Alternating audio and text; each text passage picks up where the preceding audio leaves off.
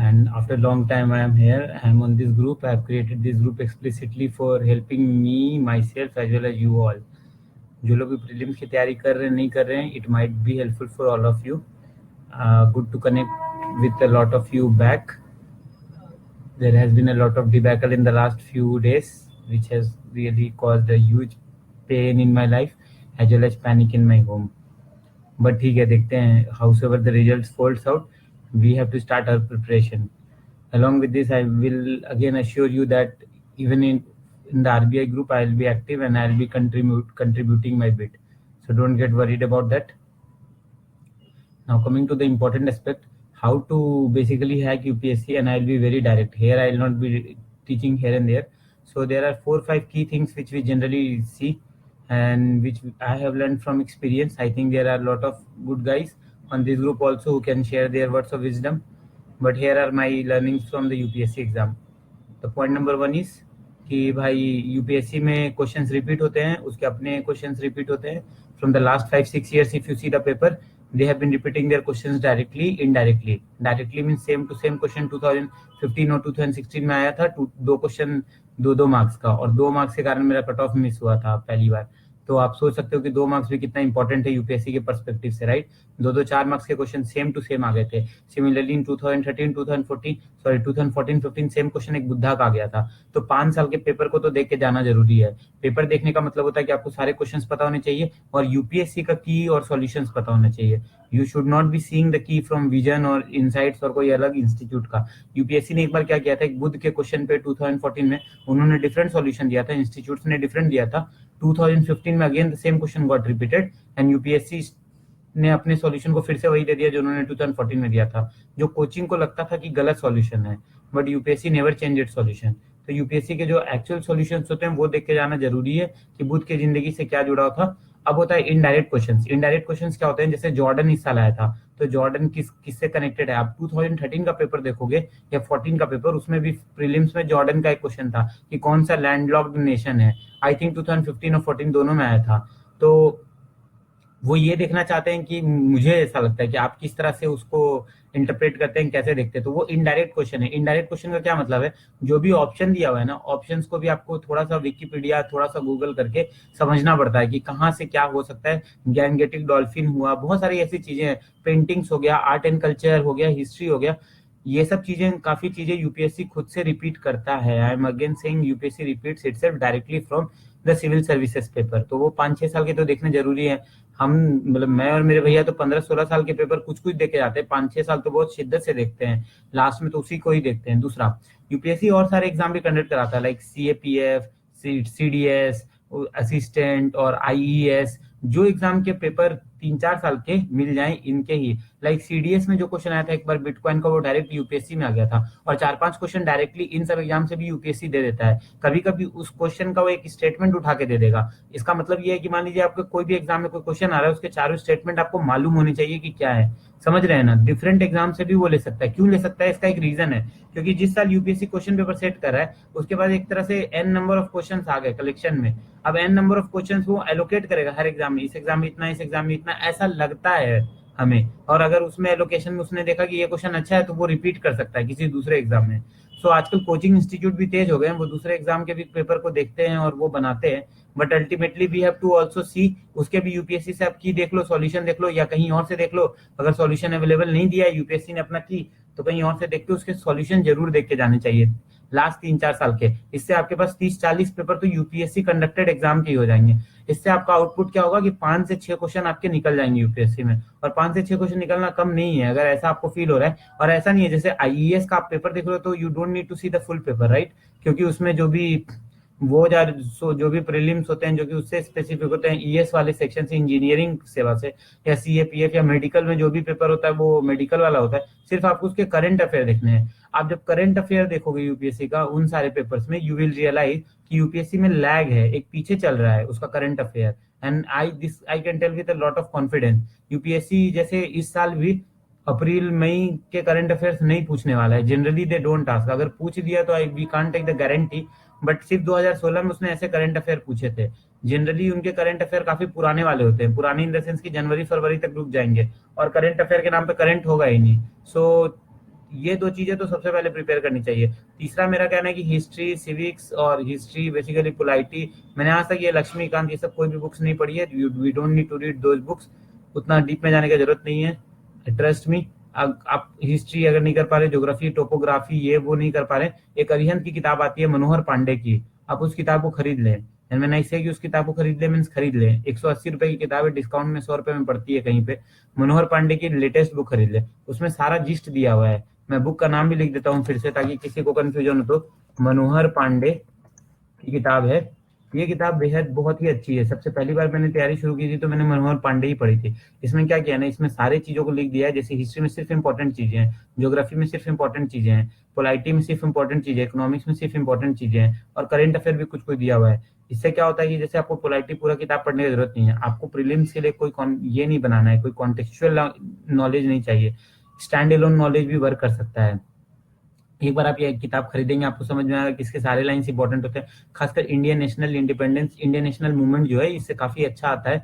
इससे सारे सारे क्वेश्चन निकल जाते हैं उसके, 3-4 जो भी यूपीएससी देता है। अब यूपीएससी कोर हिस्ट्री से सवाल नहीं पूछता है, मीडिएवल इंडिया बिल्कुल नहीं पढ़ना होता है। एंशियंट इंडिया में भी आपको थोड़ा सा देखना होता है कि भाई अच्छा हड़प्पन थोड़ा सा देख लेते हैं। मॉडर्न इंडिया में बस आपको इंडिपेंडेंस का पता होना चाहिए कि ये वाला इवेंट पहले हुआ था, ये वाला इवेंट बाद में हुआ था, कैसे कैसे कॉन्टेक्ट हुआ था, ये क्या हुआ था, कुछ कुछ मतलब इंडिया स्ट्रगल फॉर इंडिपेंडेंस तो थोड़ा इंपॉर्टेंट है, उसको मैं पढ़ता भी हूँ बिपिन चंद्रा की किताब से आई थिंक। और उसके बाद आपका पोलाइटी में आता है, तो मैं ये बोलूंगा कि ज्यादा क्वेश्चन पढ़ने से लास्ट में क्या करना चाहिए, एक आईएएस बाबा का भी 60 डेज फॉर प्रीलिम्स आता है, वो बहुत अच्छा होता है, उसके सारे क्वेश्चन देख के जाने चाहिए। एक बार उसका कंपाइलेशन आने वाला है, थोड़े दिन बाद वो कंपाइलेशन देंगे।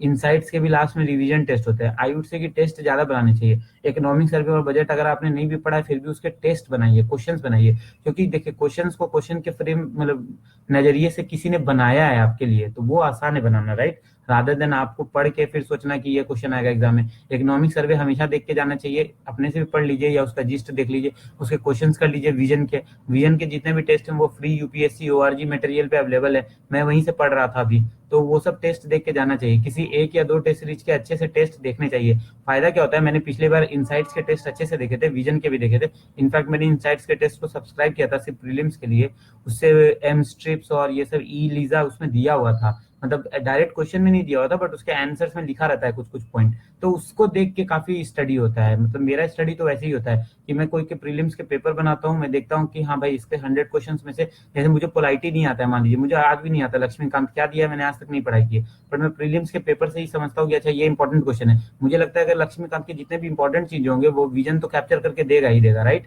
वो क्योंकि अलग अलग लेता है, जैसे ज्योग्राफी का 2 सेक्शन, ज्योग्राफी में जो टफ ज्योग्राफी वाला होता है उसमें इग्नोर कर देता हूँ। UPSC will never ask tough geography questions, क्यों, क्योंकि उससे तो फिर जिसका ज्योग्राफी ऑप्शनल उसको फायदा हो जाएगा। Similarly UPSC will never ask tough economics question, simple. Monetary policy committee क्या होता है, इसलिए मैं कह रहा हूँ आप यूपीएससी के पुराने पेपर्स देखिए, उसके आंसर देखिए, डिटेल्ड सॉल्यूशन देखिए। जो लोग पहली बार दे रहे हैं उनको डिफिकल्टी हो सकता है, पहली बार में ये सब चीजें थोड़ी सी दिक्कत हो सकती है, बट धीरे धीरे जिनका सेकंड टाइम थर्ड टाइम उनको तुरंत समझ में आ रहा हो मैं क्या बोलना चाह रहा हूँ। एक और होता है कि साइंस के जो भी क्वेश्चन होते हैं यूपीएससी के, साइंस के लिए ज्यादा नहीं पढ़ना चाहिए, लोग बोलते हैं। अब मुझे भी रियलाइज हो गया, वो मिसाइल विसाइल नहीं पूछते हैं, एक आध पूछ दिया, जैसे वो जरूर पूछेंगे मंगलयान और ये सब पूछते हैं, बट मिसाइल का क्या रेंज होता है, पृथ्वी मिसाइल का, ये सब जनरली नहीं पूछते हैं। और जो जनरल साइंस के क्वेश्चन पूछते हैं उसमें ऑल ऑफ दीज आंसर होता है, तो ये एक ट्रिक होता है। मतलब जनरल साइंस के क्वेश्चन पढ़ो, आप वहां पे देखो कि उनके क्या ऑप्शन है, and if you feel like all the options are looking correct and in line, तो सब पे टिक लगा दो, all the above are mostly correct in science question.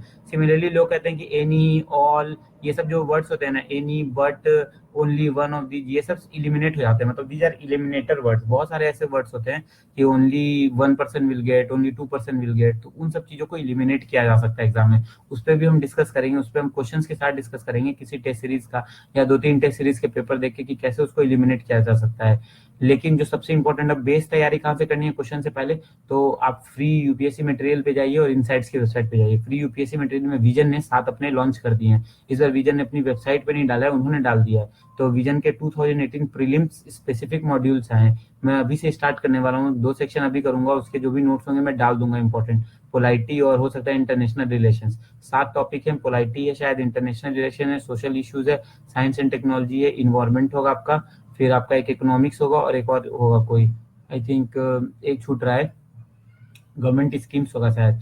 तो सातों सातों करने के बाद आपको काफ़ी कॉन्फिडेंस आ जाता है। जनरली अब मैं कहता हूँ कि करंट अफेयर ओरिएंटेशन पढ़ाई करना चाहिए। लोग चाहे जितना भी स्टैटिक स्टैटिक बोलते हैं, स्टैटिक बुक पढ़ने से जब फ़ायदा नहीं होता है, लास्ट में तो बिल्कुल ही नहीं पढ़ना चाहिए। अगर आपने स्टैटिक बुक पढ़ी है तो उसको आप रिवाइज़ कर सकते हैं, बट मेरा सजेशन है कि फर्स्ट टाइम लास्ट में स्टैटिक बुक मत पढ़िए। टाइम कम है, उसको रिसोर्सफुली यूटिलाइज़ करना ज़रूरी है। इसके अलावा अगर आपके पास कोई जनरल डाउट है तो आप पूछ सकते हैं थोड़ी देर तक, मैं आपको बताऊँगा। इन जनरल में 1 हफ्ते बाद तो रिजल्ट भी आ जाएगा, हो सकता है यूपीएससी का, तो I will get to know कि वेदर आई एम इन और आउट। मेरा मेंस काफ़ी अच्छा गया है तो still I have a chance. मेरे इंटरव्यू में थोड़ा-सा एक फियास्को हो गया है, तो वो मैं बाद में बताऊँगा जब होगा। At the end of everything gets completed, I have faith on God and trust on God, but उस ट्रस्ट के साथ तैयारी तो शुरू करनी होगी। मतलब जितना सोचो उतना अंदर से दुःख होता है कि अपना 100% क्यों नहीं दे पाए। There were so many things which I do but I couldn't say so many things there, but होता है। मतलब इसके लिए कितना पनिश करूँ, self punishment will not help. किसी को कुछ और पूछना है तो आप बता दीजिए।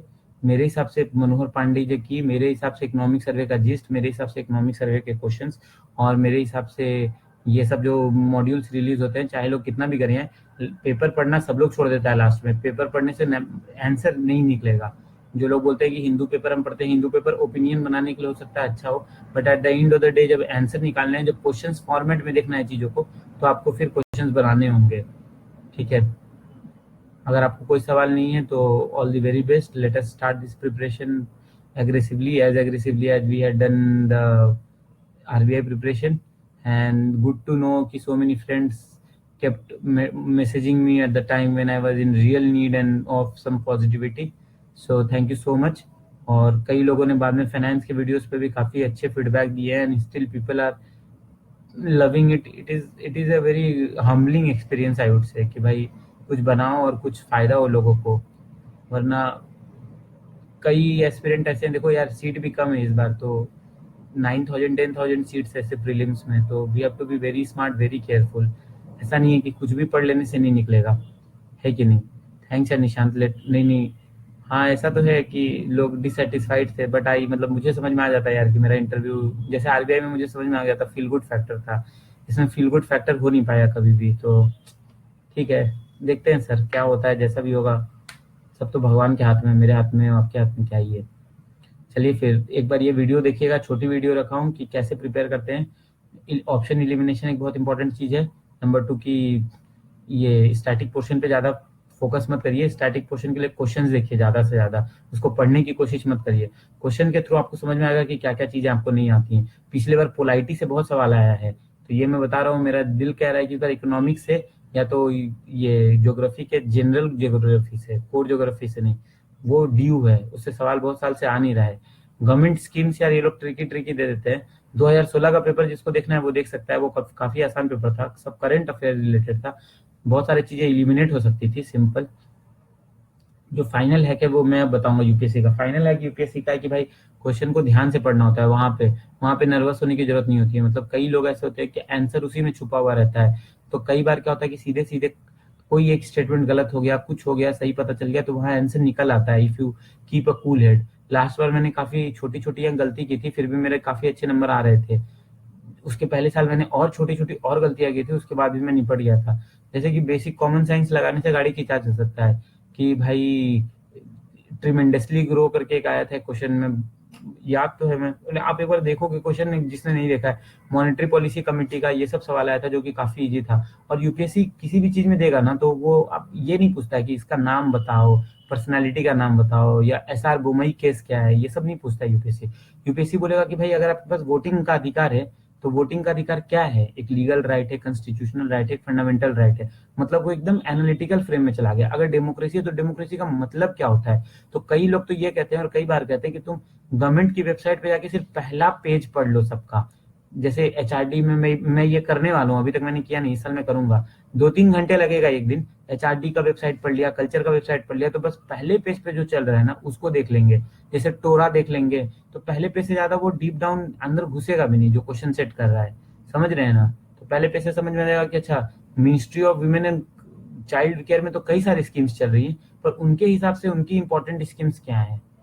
तो ये सब तरीका है। बाकी आर्ट एंड कल्चर के लिए ज्यादा टाइम इन्वेस्ट नहीं करना चाहिए। नितिन सिंघानिया और कई सारी बुक्स है, मुझे मालूम है, मैंने वो सब कुछ भी पढ़ा नहीं है, नहीं मुझे लगता है कि वो सब पढ़ने की जरूरत है। अगर एक दो क्वेश्चन आर्ट एंड कल्चर का आ रहा है तो उस पर अपने पे भरोसा रखना होगा कि ऑप्शन देख के भी कुछ याद आ जाएगा कि ये स्तूप कहाँ है, ये कहाँ है। थोड़ा सा इंडिया का मैप देख सकते हैं। एक मैं दिल्ली गया था तो मेरे दोस्त लोग बता रहे थे, उन्होंने एक अच्छा काम किया है। उन्होंने क्या किया है कि इंडिया के सारे स्टेट्स को विकिपीडिया पे देख लिया है। तो विकिपीडिया पे जैसे आप डालो कश्मीर, आप डालो अरुणाचल, तो उस पे राइट हैंड साइड में जो आता है ना, उसका नेशनल एनिमल क्या है, मतलब स्टेट एनिमल, स्टेट बर्ड। तो उससे थोड़ा फील आता है कि अच्छा यहाँ पे ये है, यहाँ पे ये है, यहाँ पे ये कल्चरल हेरिटेज है। तो उनको थोड़ा सा बेटर, मतलब अगर आपके पास टाइम है, मेरे पास जैसे टाइम नहीं तो मैं वो नहीं करूंगा। तो उससे क्या हुआ है कि उनको बेटर अंडरस्टैंडिंग हुआ है कि हंगुल कहाँ पे है। हंगुल कश्मीरी स्टैग को बोलते हैं। हाँ, एक और चीज है जो शेयर कर सकता हूँ। एनिमल्स और ये वाला जो होता है, इसमें क्या करिए कि आप एनिमल्स का फोटो देखा करिए। मान लीजिए कि अभी अपना ये टपक गया बेचारा चिंकारा, तो चिंकारा कैसा दिखता है ये पढ़ लेना कि चिंकारा के दो हॉर्न होते हैं, ये सब होता है, वो सब होता है, वो अलग चीज है। और एक बार चिंकारा का फोटो देख लेना, इससे मुझे बहुत फायदा हुआ था। जैसे मंगलायन है, तो मंगलायन का मैंने फोटो देख लिया था कि साइंस से टेक्नोलॉजी और ये इन्वायरमेंट वाले में ये थोड़ा फोटो वाला चीज अच्छा ट्रिक प्ले करता है। उससे आपको काफी कंफर्ट हो जाता है। और आजकल ऑर्गेनाइजेशन जो यूपीएससी पूछता है वो काफी ऑड ऑड पूछता है। एक और चीज, जैसे यूपीएससी एग्जाम में डेटा देता है वो गलत डेटा देता है, ऐसा लोग कहते हैं। तो उससे भी आप काफी सारा आंसर निकाल सकते हैं। जो डेटा देता है वो जनरली जानबूझ के गलत दे देता है। जैसे पिछले बार फॉर एनआईआईएफ का क्वेश्चन मेरा गलत हो गया था, मैंने देखा ही नहीं कि उसमें 40,000 करोड़ नहीं 4 लाख करोड़ लिख दिया है, तो दैट वाज रॉन्ग। तो फैक्चुअल इन्फॉर्मेशन में गलती करता है। ऑर्गेनाइजेशन से ऐसे पूछता है जो आपको पता नहीं होंगे, लेकिन उसमें पूछेगा कि ये फर्स्ट मीटिंग थी, तो फर्स्ट मीटिंग किसी की नहीं होती है, वो थर्ड फोर्थ मीटिंग होती है जनरली। मैं बता रहा हूँ सिर्फ ये सब इसी तरह के मतलब थॉट प्रोसेस को डेवलप करना होता है। और बाकी क्वेश्चन देखते देखते फिर फील लाना होता है कि क्या हो रहा है। तो चलिए, आज के कुछ अच्छे पढ़ाई करने के बाद मैं जो भी इंपॉर्टेंट मुझे लगेगा मैं वो सेक्शन से डाल दूंगा। Rest assured, if you follow this sincerely, और अगर आप विजन के क्वेश्चंस, अगर आप इनसाइट के क्वेश्चन और आईएएस बाबा का जो 60 डे फॉर प्रीलिम्स होता है, उन तीनों को में से जितना भी हो सके 4-5 हजार क्वेश्चन जितना मैक्सिमम हो सके, ऐसा नहीं है कि 10,000 20,000 क्वेश्चन जितना बन पाए अपने से बनाने से कॉन्फिडेंस ला देते हैं। तो ultimately you have to just score 55%। Exam के सेंटर में एवरीवन नोस, जिन्होंने निकाला भी है प्रीलिम्स, उनको भी पता है कि स्टार्टिंग में यार 40 ही क्वेश्चन बनता है, उससे ज्यादा किसी का नहीं बनता है। एंड देन सब लोग इलिमिनेट करना शुरू करते हैं कि ये इलिमिनेट करके क्या होगा, ये इलिमिनेट करके क्या होगा। Last time my strategy was very simple, I will solve 99 question, ज्यादा से ज्यादा अटेम्प्ट करने चाहिए, ये मेरा मानना है। उसमें से मैंने सोचा था कि अगर मेरे 33 गलत भी हो जाए, 66 सही हो जाए, तो मेरे 110 नंबर आ जाएंगे। और फॉर्चुनेटली मेरे 67 68 सही हो गए, और मेरा 33 गलत नहीं हुआ, 31 ही गलत हुआ, तो मेरे 115-16 नंबर आ रहे थे। तो ये अपना अपना सबका स्ट्रैटेजी हो सकता है, बट आई वुड से कि एग्जाम देते हुए पता नहीं चल पाता। पिछले बार जिन लोगों ने कम अटेम्प्ट किया है ना, उनके साथ दिक्कत ये हो गया कि बहुत सारे आंसर्स गलत निकल गए। तो आंसर्स गलत निकल जाते हैं, आपका आपने कम अटेम्प्ट किया है तो वो काफी रिस्की हो सकता है। ज्यादा में भी रिस्की हो सकता है, बट ज्यादा में थोड़ा चांसेस होता है कि आपका सही भी हो जाए। यही सब है यार, बस यही सब मेरे पास आज तक सीखा है, यही मैंने डिस्कस किया है। मनोहर पांडे की किताब खरीद लो और फिर हम स्टार्ट करते हैं, है ना। Thank you so much. And people from, मतलब यार आरबीआई वाला ग्रुप और ये ग्रुप जो भी है, ये तो उसी का टूटा हुआ सेगमेंटेशन है। तो people have been so generous, so loving there ना, कि it has really given a good good, मतलब अच्छा फील होता है लाइफ में कि चलो कुछ तो अच्छा जिंदगी के साथ हो रहा है। ऐसा नहीं कि जिंदगी काटे जा रहा हूँ। ठीक है, चलिए आप लोग भी अपना तैयारी करिए, मैं भी तैयारी करके क्वेश्चन सीधे सीधे डालूंगा कि ये चीज़ें पॉलिटी में मुझे इंपॉर्टेंट लगता है। बाकी सबका अपना नजरिया हो सकता है, मेरे हिसाब से जो रहेगा मैं आपको बता दूंगा। पोलाइटी में, इंटरनेशनल रिलेशंस में, सोशल इश्यूज में, यही स्कीम्स मुझे लगता आएगा। उसमें ऊंच नीच हो सकता है, बट ठीक है यार, जो भी है सही है। ठीक है, चलिए स्टार्ट करते हैं। Thank you so much for your love and cooperation.